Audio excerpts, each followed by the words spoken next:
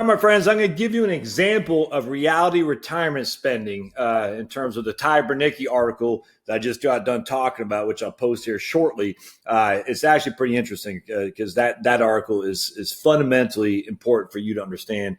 Look at those horns coming out of my head. It's kind of funny, huh? But anyway, so this will be pretty cool. I think you'll like this using FIRECalc.com. So don't forget to smash the like button, comments, thumbs up, the whole thing. Share the video if you will. And, of course, subscribe if you haven't. So let's dive right into this here. So this is FIRECalc.com. And, again, this is Ty Bernicki's article, Reality Retirement Planning from the Journal for Financial Planning back in June of 2005. And so I don't even know who FIRECalc.com people are. But, I tell you, I actually tried to donate money to them, and it didn't go through for some reason. It's weird. So what you do here is you go to you have just all kinds of different things. So we got $30,000 are our spending needs. Our portfolio is $750,000, and we're just going to hit submit and see what we come up with. So we hit this, and then you'll get all these different scenarios. A lot going on here, but yeah, there we go. I tried to donate to them, but it didn't work. It's odd. Anyway, so a couple things. So you see all this stuff, and basically what's going on is a Monte Carlo. Essentially, it says they looked at 118 possible 30-year returns, starting with a portfolio of $750,000. And spending your specified amount each year thereafter. Here's how your portfolio would have fared in 118 cycles. All right, so they give you all these different charts and all that. And right here we have found 6 cycles out of the 118. Was 118? Yeah, failed. So for a success rate of 94.9. So, but what does that mean? That's great, but if we can change these numbers, do whatever we want. So we're going to go to income spending, all right? And this is where you can start playing around with some of the numbers here. And we're not even going to use Social Security. You can do Social Security if you want. It's fine. I'm not trying to do that. You can do pension, all kinds of different things to do. But let's do the spending models. All right. So here. So a couple of the constant spending power. All right. And we're adjusting with 3% a year inflation. So FIRECalc adjusts about everything for inflation. Any exceptions will be noted prominently. So we're using a CPI, a Consumer Price Index, is what we're using here. And that's probably a pretty good place to start. Now, you can adjust for anything you want. You want to do 4% inflation, just got to click that little radio button. If you want to do consumer price index, producer price index, anything you want. I don't know why you'd want to use PPI, but still, I like the CPI. I think it works. And don't forget, CPI back in the old days was much higher than it is today. So I would think you should use that as opposed to 3% inflation. But you can do whatever you want. Constant spending power. Future spending will be about the same as entered above, adjusted for inflation, which is a CPI. This keeps the approximately spending power constant during the term of your retirement. So in this case, we're taking $30,000 off a $750,000 portfolio. So we're taking 4% a year out. Okay, so that's what we're doing, and we're going to adjust it each and every year with a CPI for inflation. We'll talk about this Bernanke's thing here in just a second. All right, so that's what we're doing. All right, so now we're going to go to our portfolio and see how we got it shaken out. We're paying 0.18% for index funds. That's it. We're using the total market going back to 1871. All right. And so basically a split between equities and fixed income is our total market. And let's see here. Oops. All right. If we go now, you can change anything you want. You can do whatever you want to do. You can use, we're using the long bond for interest rates. You can do your fees there. Entries for fees are between 0.18 to 2%. You can do a mixed portfolio. You literally can do whatever you want. So let's do a mixed portfolio here just for simplicity. We'll do, I don't know, let's see here. We got small value.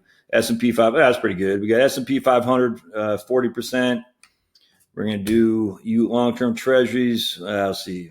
We're going to do, bear with me just one second. We're going to do, bear with me just a second. We're going to do 20% small. 20% small, 40% U.S. stocks, large cap. We're going to do 40%, 20% long-term treasuries, and 20% in long-term corporate U.S. bonds. All right, so that's what we're going to do. So we're going to hit submit. You can do whatever you want. It's freaking awesome. It's free. All right, so now that's what we've done here. Let's see what the results look like. And here, what did we do? We only ran out of money 3 times in this regard. So we have, we're adjusting for CPI. We're spending 4% a year on that portfolio. And what it is, here's how your portfolio would have fared in each of the 49 cycles. There are only 49 cycles because we're using not going back to 1871. We're using it where you got small caps, large caps, and long-term government, long-term trade. We can change this around, but I just want to show you what I'm talking about. So we have used 49 cycles, and only 3 times did we run out of money. So we had a success rate of 93.9%. Again, we're using real numbers. We're using CPI as well. So that's good. So what if we say, let's just go back to total market, split between equities and fixed income. And let's see what it looks like here. This goes back to 1871. But I think, actually, let's try this. I think if we just use large caps, let's do this. Let's get rid of small and just use large cap S&P 500 and long treasury bonds. I think that gives us more of a time frame that we can do this. Let's see. Let's see what we're looking at. All right, so here we're just, okay. It's still only 49 cycles. Okay, I don't know why it does that, but that's okay. We can go to total market. Let's just do the total market. We'll hit submit. This will go back to 1871 and see what we're looking at here.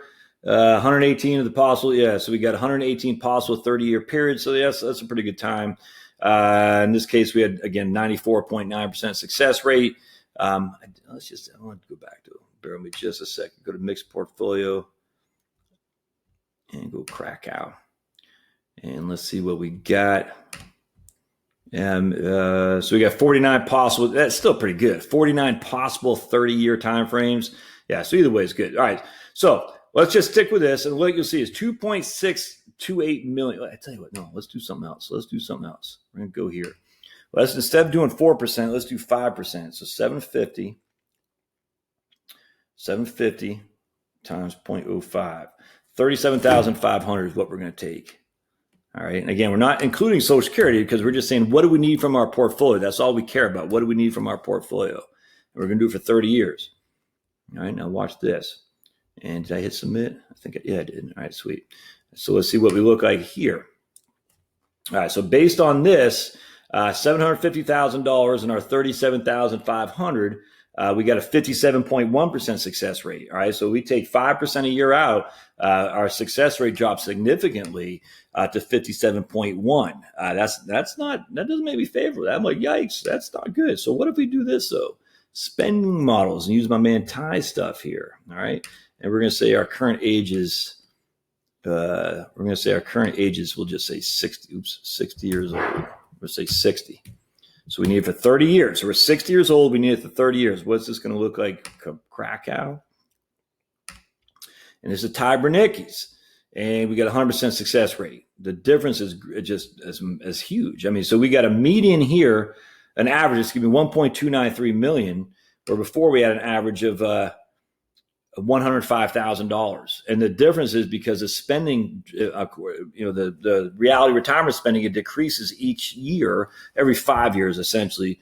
Even though the needs still grow by inflation at CPI, but what you actually spend on is decreasing each year, as following the model that Bernanke uses the BLS Consumer Expenditure Survey.